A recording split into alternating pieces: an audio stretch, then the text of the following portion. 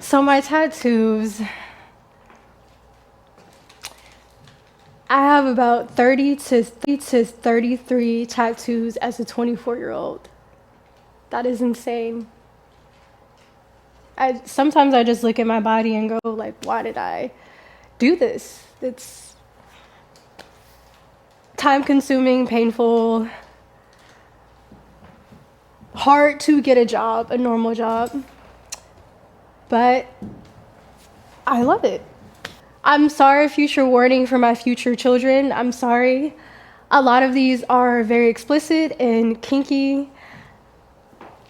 That's just who I am.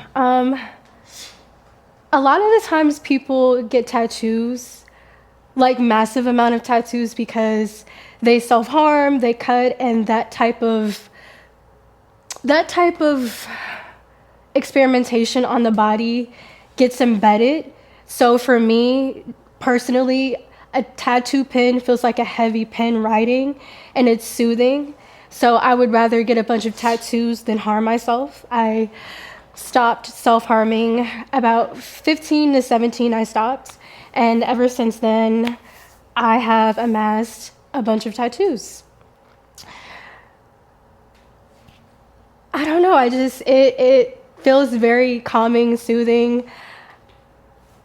It's an expression of self, and I don't know, I like the feeling. I love it. I wouldn't be myself without them. Like if I was bare, it would feel weird. That's just not me. So everyone's favorite one, the neck, the octopus, this one, it took about a month, 2 weeks in between. First, it hurt like hell. First time I did it, it's all lining. And the second time I did it, I went back in 2 weeks. He numbed me. That went like a breeze, which was more work for some reason, but it was a breeze. And it's an octopus because I like hentai. So the tentacle corn, that's what this is about. And then I have an identical tentacle tongue to the side. So it's one. And then this is kind of like two. I would count this as two. So yeah, and I can't watch anime because I started with hentai, so that's kind of like an ode to hentai. Yeah, a lot of people are like, "Ooh, what does that mean?" And I'm like, I don't tell people a lot of times what my tattoos mean because most of them are extremely explicit. So we have a couple ones on my chest. I used to have nipple piercings, but they didn't end up healing good, so I took those out and just got tattoos. I have self-love on my right breast, on the face of my right breast. And then I have can't really show it, but I have a rose going down the side. And then I have an ice cream cone just because I was at a random tattoo party and I was just like, let me get an ice cream cone. The left side, I have a croissant. I went to Montreal, got a croissant. Why not? Everyone loves this one because of the lettering, but it is Solo for 120 Days of Sodom. It is a French film. It is a notorious French film. I don't recommend anyone see it. I have a lot of tattoos that are just no one would have. Solo is made by one of my favorite authors, and I like things that no one has. No one in their right mind, if you saw the movie, no one would get this tattoo. Just a warning. I have an A24 tattoo because I love A24 and I want to star in one of those movies. I have the CEO's number. We'll see. Please call me back. Please text me. My arms. The arms. Okay. We can start on the left. Lots of roses. I'm trying to get this into a sleeve. Takes a while. I don't recommend doing sleeves in one set or anything massive in one set. Usually they tell you to come back a couple times. So just standard roses. I have a Venus flytrap. A lot of these are just an accumulation of the feeling of getting the tattoo, because rose tattoos are very cliche. I started with them because I was like, I'm going to pick the one that kind of hurts the most, because this is the time it takes to do a rose tattoo is actually a long time. They don't feel good. So I had an anniversary tattoo of my first boyfriend. I covered that up. So they're all roses over here. If you look closely in this rose, there's a penis inside the rose. I love the male stature. I think it's beautiful. I think more women should feel that way. But it's incognito, so you can't see it. So sorry, future children. Yes, your mom's a freak. But it's beautiful. It's done tastefully. I've pretty much I stick to the same tattoo shops I'm in Detroit. But sometimes I like to go through different states and get tattoos. So all of this work still looks clean because I keep to the same artists. The right side, I have a palm tree for LA. I love LA. I have a full moon. It is 2 halves. I had a girlfriend pass in a car accident on a full moon, so this was an ode to her. I have just a tiny rose of like family members. It was inspired by Lana Del Rey because she has the same paradise tattoo. So I have a paradise tattoo and just my family.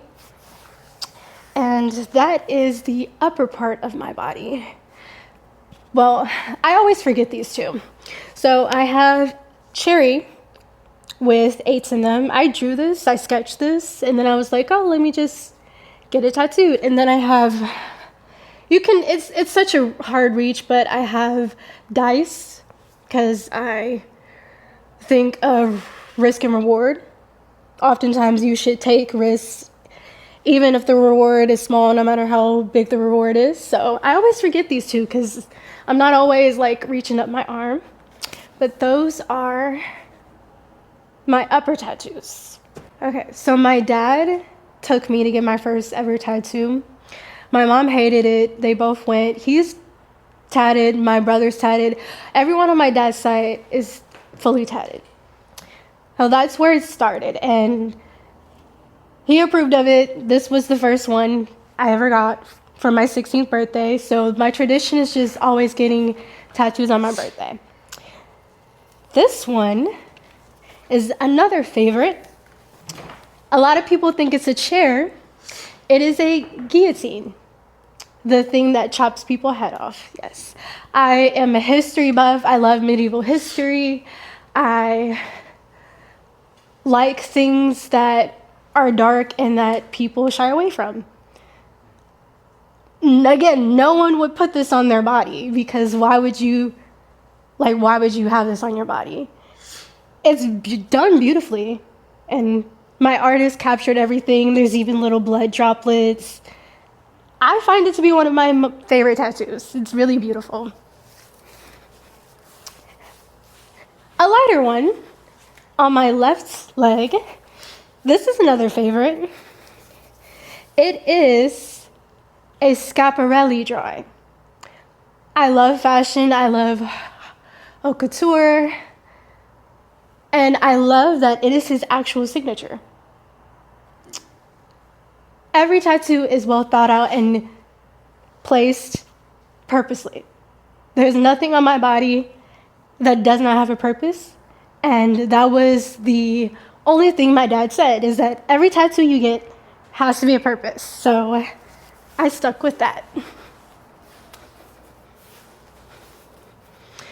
Okay, that is that. I steered away from the traditional tramp stamp because, again, that is very cliche. Sometimes I find tramp stamps on other girls to be quite beautifully done. It just wasn't for me. I figured, why go that route and just do the whole butt?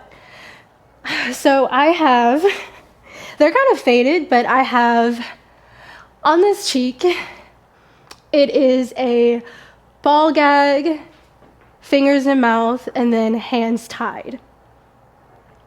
They're kind of like all one tattoo. I count them as one.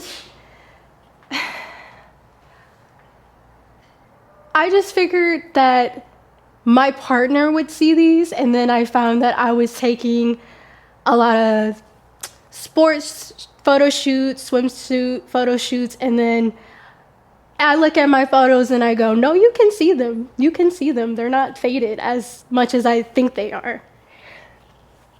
On the lower leg, I have boots. I always wanted like a pair of like super high boots when I was like 16, 17. And I have them now and I realize, oh, I didn't really need that, but it's just cute. I find it cute. It's a cute little tattoo. On the left cheek, there's a mouth and it says spit in it. It says spit in the mouth. I'm so sorry. I'm sorry. You know what my thought was behind this? I was like, when a guy looks at my butt, I want him to see a mouth. That was the thought. That was the thought, yeah. So, yeah. Again, every tattoo has a purpose. It's just not the purpose a lot of people are expecting. Okay. Fully covered, fully tatted, like Kalani. It's just that I want to take my time spacing them out. I don't have a face tattoo only because it has been strictly advised for me not to do that. I want a face tattoo. I don't find them to be off-putting. I want it just suis amorous, which is I am amorous above my eyebrow. I'm just waiting to see what I want to do career-wise fully to see if I can get that. But I don't have a personal issue with face tattoos. And I think more people shouldn't and should just be themselves. Who cares? So the rose on the side of my leg is the author Marquis de Sade, the godfather of sadism, and the writer of 120 Days of Sodom. And no one has this because he's a very controversial figure. He was someone who lived by his own law, expressed himself a lot to the point of being imprisoned. Beautiful body of work, separate the art from the artist. Again, I love medieval things and erotica, so it only makes sense. On the inside, kind of hard, and this is my newest one. I got this in LA. It is a mouth with the tongue tied with rope. It is to complement the ones on my butt.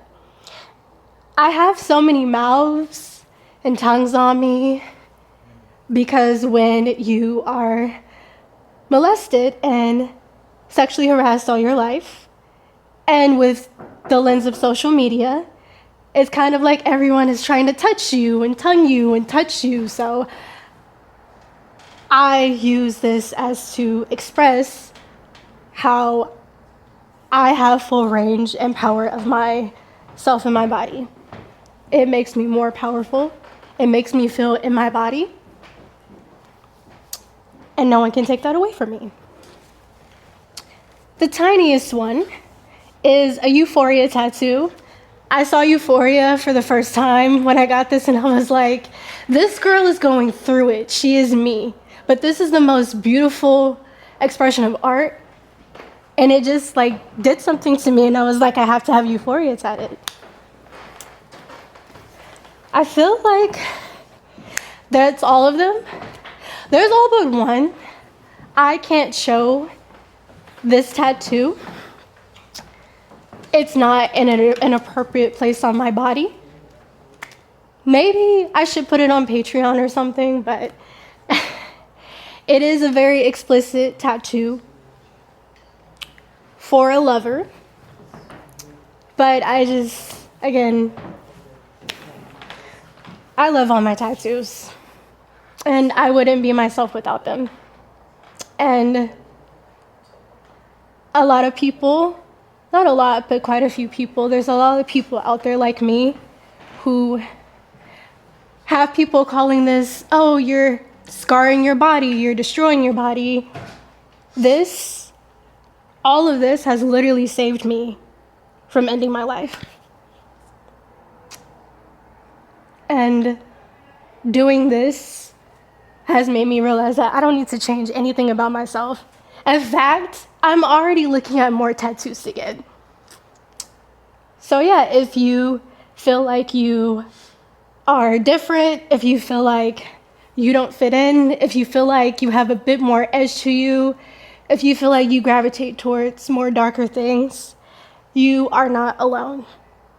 I am 32 to 33 tattoos at 24, proof of it. Thank you for listening.